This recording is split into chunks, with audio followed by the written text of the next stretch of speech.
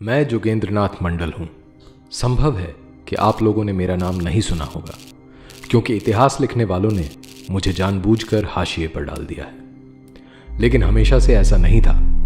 एक समय मैं सामाजिक और राजनैतिक पटल के केंद्र पर था। मैं वंचित वर्ग का बड़ा प्रतिनिधि और डॉक्टर अंबेडकर के साथ प्रभावी नेता था। आपको आश्चर्य हो सकता है कि मैं बंटवारे के बाद पाकिस्तान का पहला कानून मंत्री बना था, लेकिन 1950 में मैं अपना इस्तीफा देकर भारत लौट आया और 1968 में गुमनामी में मर गया। मैं अपनी कहानी इसलिए नहीं सुना रहा हूं कि लोग मुझे याद करें। मैं ये बिल्कुल भी नहीं चाहता। सच तो ये है कि मैं अपने जीवन को भुला देना चाहता हूं। मैं ये कहानी इसलिए सुना रहा हूं क्योंकि इतिहास अपने को दोहराने की फिराक में है। एक ऐसा भयावह और काला इतिहास जिसने भारत को नोच खाया।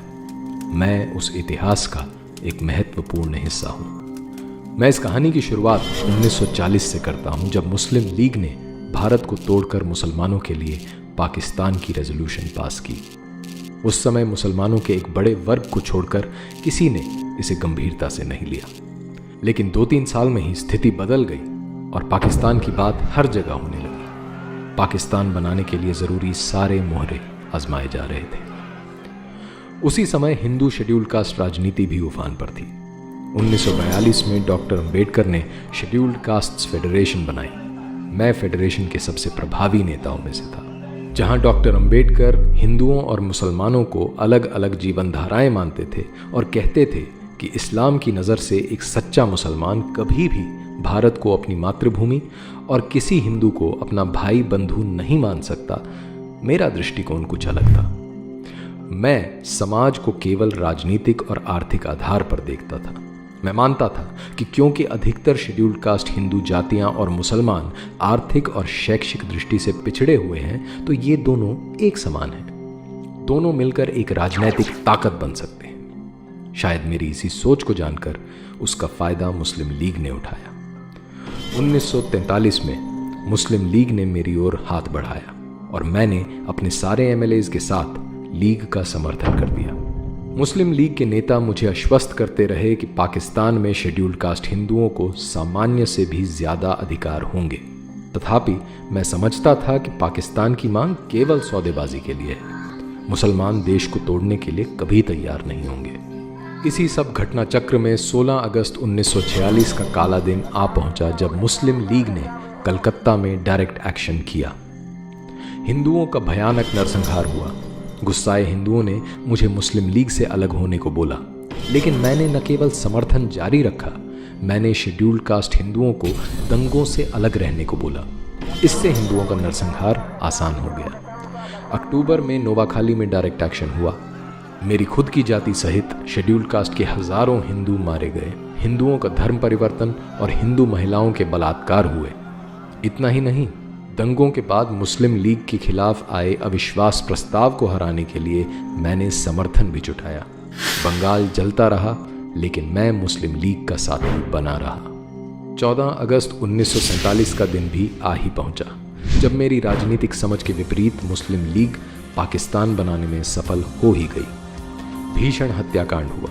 देश भर के हिंदुओं ने मुझे बुरा भला कहा, लेकिन मैं लीग और पाकिस्तान के साथ बना रहा। मुझे पाकिस्तान के कानून मंत्री का पद भी मिला। मैंने शेड्यूल्ड कास्ट हिंदुओं से पाकिस्तान में आस्था रखने की अपील की, जिसे मुझ पर विश्वास करके लोगों ने माना भी। लेकिन इसके बाद इस्लामिक पाकिस्तान का असली चेहरा सामने आया। सारे वादे ठुकरा दिए गए।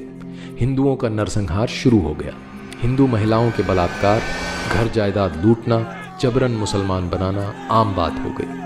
मैं हिंदुओं पर हो रहे अत्याचारों की बात उठाने लगा तो मुस्लिम नेता और उलेमा मुझे अपने रास्ते का कांटा समझने लगे। फिर भी मैं पाकिस्तान सरकार को बचाने के लिए झूठे और आधे सच वाले बयान देता रहा। चारों ओर हिंदू मारे जा रहे थे।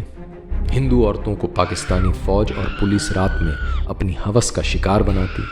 सबसे बुरा हाल मेरी अपनी जाति का हो रहा था, क्योंकि उन्होंने मुझ पर विश्वास करके आत्मरक्षा का कोई उपाय नहीं किया था। मैं जब गांव के दौरों पर निकलता तो हिंदुओं के कंकालों को कुत्ते और गिद्ध नोचते नजर आते। सिर्फ 10 फरवरी 1950 को ही ढाका में 10,000 हिंदू इसलिए मार दिए गए क्योंकि असेंबली में कुछ हिंदू विधायकों ने वॉकआउट किया।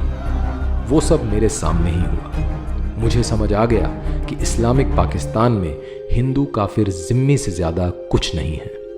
काश मुझे ये बात तब समझ आ जाती जब डॉक्टर अंबेडकर ने एकदम खुलकर और साफ शब्दों में कही थी। लेकिन तब मुझे समाज का सांस्कृतिक पहलू नज़र नहीं आता था। समाज को केवल राजनैतिक और आर्थिक चश्मे से देखने की आदत थी। बहरहाल अपना सब कुछ लुटाकर 8 अक्टूबर 1950 को मैं पाकिस्तान में अपना इस्तीफ़ा देकर अपने देश भारत लौट आया। लेकिन छोड़ आया उन हिंदुओं को मरने और बदतर जीवन जीने के लिए जो मेरे मिथ्या स्वप्न की भेंट चढ़ गए।